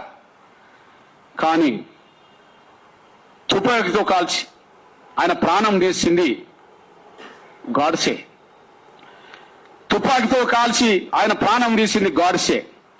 గాడ్సే ఎవరు? మహారాష్ట్రకు సంబంధించిన బ్రాహ్మణ్. మీరు ప్రాణం తీసే కాడుంటే మేము ప్రాణం పోసే కాడున్నాం. మా అంబేద్కర్ గాంధీ ప్రాణం నిలబెట్టిండు, మీరు గాంధీ ప్రాణం తీశారు. మీరు గాంధీ ప్రాణం తీయడం అంటే మన జాతిపితను చంపుకున్నాం కదా. ప్రపంచంలో ఏ దేశ స్వాతంత్ర సమరోధున్నన్నా, ప్రపంచంలో ఏ దేశ విముక్తి కోసం పాటుపడ్డానన్నా చంపుకున్న చరిత్ర అక్కడ కనిపించట్లేదు. మన దేశానికి స్వాతంత్రం సాధించి పెట్టిన మన జాతిపితనే చంపుకున్న చరిత్ర ఈ దేశంలో ఉన్నది. చంపిన చరిత్ర గాడ్సేకున్నది. ఆ గాడ్సే వర్గం బ్రాహ్మణ కాదా? ఆ గాడ్సే వర్గం కులం బ్రాహ్మణ కాదా? పరశురాముడు తండ్రి ఆజ్ఞ మేరకు తన తల్లి రేణుక ఎల్లమ్మను చంపే ప్రయత్నం చేస్తుంటే, తల్లి రేణుక ఎల్లమ్మను చంపే ప్రయత్నం చేస్తుంటే ఆమె పరిగెత్తుకొని వచ్చి మాదిగ వాడలో ఉంటే, మాదిగ వాడలో ఉండబడే ఎల్లమ్మను కాపాడింది మాదిగలు కాదా? మా చిన్నతనంలో మా ఇంట్లో ఎల్లమ్మకు మేము పూజ చేసేవాళ్ళం, నోములు నోముకునే వాళ్ళం. ఎల్లమ్మ ఎవరంటే పరశురాముడి తల్లే కదా.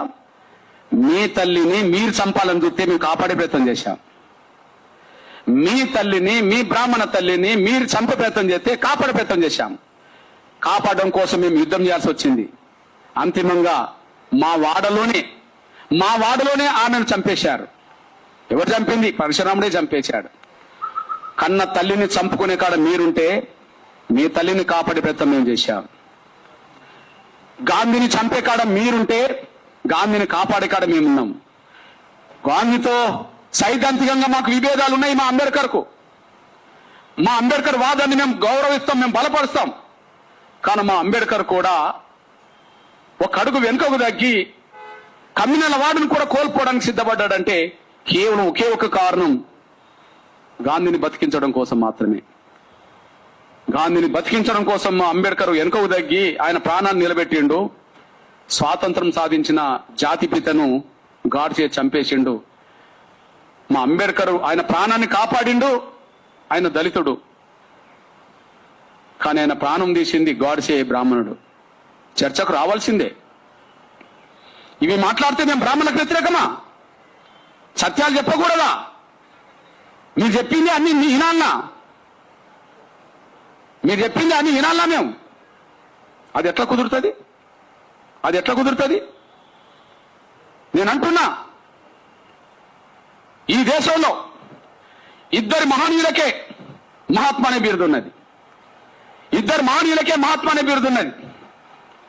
గాంధీ కంటే ముందు మహాత్మా జ్యోతిబా పూలే. మా బీసీ మా శూద్ర కదా. ఈ దేశంలో ఇద్దరికి మాత్రమే మహాత్మా బిరుదులు ఉన్నాయి. కోట్లాది మంది ప్రజలున్న ఈ దేశంలో, 140-150 కోట్ల మంది ప్రజలున్న ఈ దేశంలో ఇద్దరికి మాత్రమే మహాత్మా బిరుదులు ఉన్నాయి. ముందు మహాత్ముడు జ్యోతిబా పూలే, రెండో మహాత్ముడు గాంధీ. జ్యోతిబా పూలే బతికినంత కాలం ఆయన దళితులకు, పీడితులకు, మహిళలకు విద్య నేర్పే క్రమంలో ఈ దళితులకు, పీడితులకు, మహిళలకు విద్య నేర్పొద్దని చెప్పి ఆయనను అడుగడుగున వేధించింది ఎవరు? ఆయన కాలంలో ఆయన అడ్డుకున్నది ఎవరు? తనను తన భార్య మీద దాడులు చేయించింది ఎవరు? దాడులు చేసింది ఎవరు? పూలే దంపతులను సొంత ఇంట్లో ఉండకుండా తల్లిదండ్రులను బెదిరిస్తే ఆ తల్లిదండ్రులను కూడా లెక్క చేయకుండా సావిత్రిబాయి పూలే సేవ చేయడానికి ఇల్లును వదులుకొని బయట ఉండే ప్రయత్నం చేయడానికి కారకులు ఎవరు? పూలే జీవించిన కాలంలో పూలే సమాజం కోసం పాటుపడుతున్నప్పుడు, పూలే దళితుల కోసం, పీడితుల కోసం, మహిళల కోసం పోరాటం చేస్తున్నప్పుడు, ముఖ్యంగా విద్యాన్ని అక్షరాన్ని అందిస్తున్నప్పుడు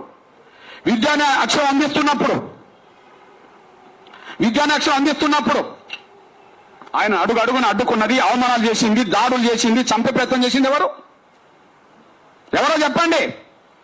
ఆయన కాలంలో బ్రాహ్మణులే కదా. ఇద్దరు మహాత్ములు, ఒక జ్యోతిబాబు పూలే ఆయన జీవించే కాలంలో అడుగడుగున అవమానించింది, దాడులు చేసింది, హింస పెట్టింది అప్పుడు బ్రాహ్మణులే. ఇంకొక మహాత్ముడిని కాల్చి చంపింది గాడ్సే బ్రాహ్మణ వర్గం సంబంధించిన వ్యక్తి. నేను అంటున్నా, ఈ దేశ ప్రధానమంత్రి ఎవరు? గౌరవ నరేంద్ర మోడీ గారే కదా. గౌరవ నరేంద్ర మోడీ గారు ప్రధానమంత్రి హోదాలో నిన్న పూలే జయంతి సందర్భంగా దేశం మొత్తం మీద అందరికి తెలిసే విధంగా పూలే జీవిత చరిత్ర రాశాడు కదా. పూలే వికసిత భారత్ కు దారిదీపం అన్నాడు కదా.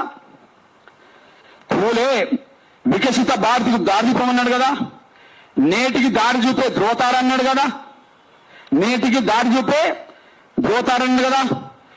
మహాత్మా జ్యోతిరావు పూలే జ్ఞాపకం కాదు, ఒక మార్గదర్శనం కదా. ఎవరన్నారు?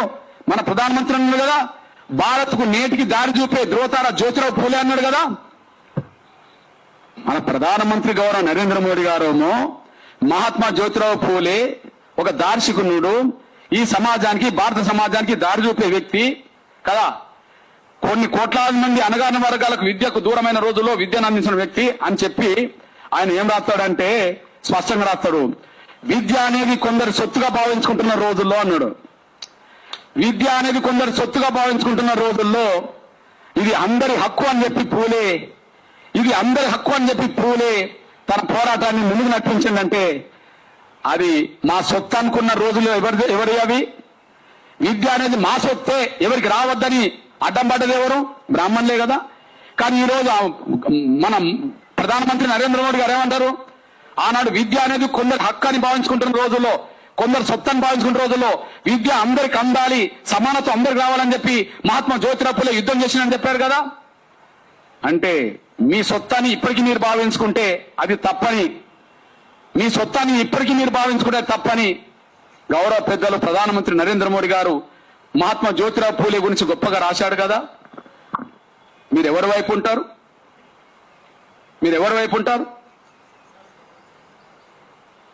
మాతోటే మా కళ్ళు పొడిచే విధంగా రామాయణం కాలంలో మీ సూక్తులకు, మీ ఆదేశాలకు ఒత్తిడికి తలొగ్గి మా శంభుకుని మీరే చంపించిరి.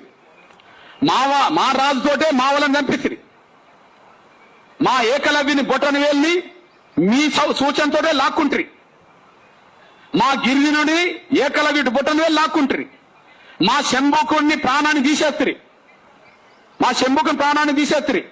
మా పూలే జీవితాన్ని అర్థవత్తం చేయడానికి కుట్రలు చేస్తారు.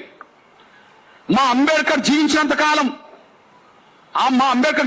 కాలం ఈ దేశంలో ఆయన బ్రిటిష్ ఏజెంట్ అని చెప్పి ఎక్కువ మంది స్వాతంత్ర పోరాటంలో పాల్గొన్న కాంగ్రెస్ లో ఎక్కువ మంది బ్రాహ్మణులే మా అంబేద్కర్ను అవమానించే విధంగా, మా అంబేద్కర్ని బెదిరించే విధంగా, మా అంబేద్కర్ని దేశద్రోహి అనే విధంగా ప్రచారం చేసింది మీరే. ఎన్నాన్ని చెప్పుకోవాలి కుట్రలు, ఎన్నాన్ని చెప్పుకోవాలి కుతంత్రాలు, ఎన్నాన్ని చెప్పుకోవాలి మీ దేశాలు? ఎవరి మీద మీ దేశం లేదు? బ్రాహ్మణ క్షత్రియ మీరే క్షత్రియులను వాదించినని మీరే చెప్తారు. వైశ్య ఈ దేశ జాతిపిత అయిన గాంధీని మీరే చంపుతారు. అదే సమయంలో శూద్ర అనబడుతున్న మా ఛత్రపతి శివాజీకి ఆయన పట్టాభిషేకం చేయడానికి మీరే నిరాకరిస్తారు. మా జ్యోతిబాబు పూలే అనగాన వర్గాల జీవితాల్లో వెలుగు నింపడానికి ప్రయత్నం చేస్తుంటే మీరే అడుగడుగున అడ్డం పడితే దాడులు చేపిస్తారు. మా అంబేద్కర్ దళిత వర్గాల కోసం, స్వేచ్ఛ కోసం, హక్కుల కోసం కొట్లాడుతుంటే ఆయన అడుగడుగున మీరు అవమానిస్తారు.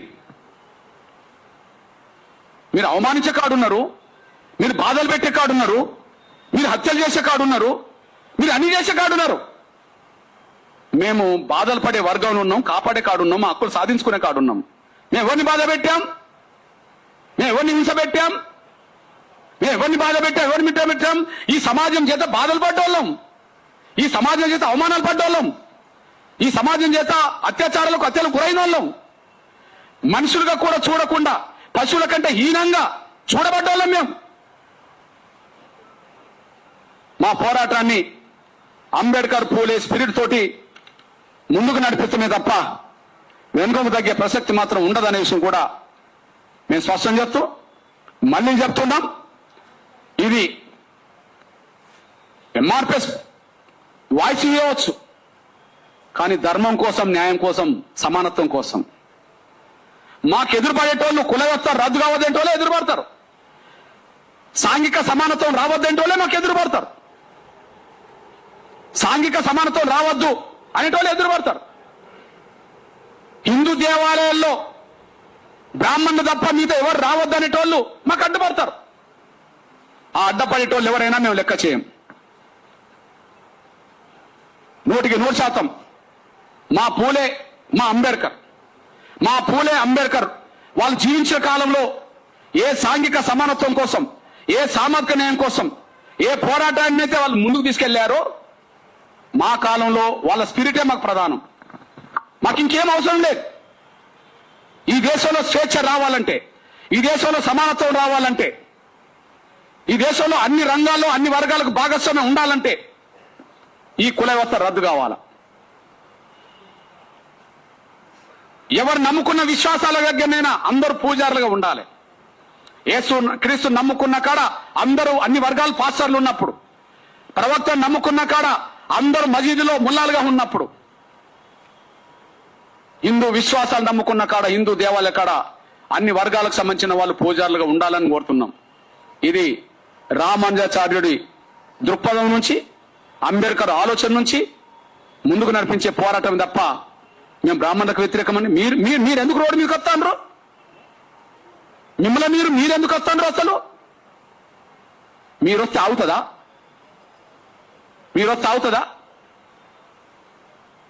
అందువల్ల మేము స్పష్టం చేస్తున్నాం, ఈ పోరాటంలో న్యాయం ఉన్నది, ధర్మం ఉన్నది. మళ్ళీ చెప్తున్నాం, ఆర్టికల్ ఏదైతే రాష్ట్రపతి ఉత్తర్వులు ఉన్నాయో ఆ ఉత్తర్వులను సవరించుకుంటారో ఉపసంహరించుకుంటారో వాళ్ళే తేల్చుకోవాలి. గౌరవ ప్రధానమంత్రి నరేంద్ర మోడీ గారు కూడా ఈ విషయంలో చొరవ తీసుకోవాలి. అన్ని రాజకీయ పార్టీలు కూడా మౌనం వేడి దీని మీద స్పష్టతనివ్వాలని చెప్పి, అదే సమయంలో దళిత క్రైస్తవులు అనబడుతున్న వాళ్ళు వాళ్ళు భక్తులైనా, విశ్వాసులైనా, వాళ్ళు పాస్టర్లైనా, వాళ్ళు ఫాదర్లైనా, లేదా వాళ్ళు ఇంకోటైనా, ఫాదర్ల తర్వాత ఏంటి,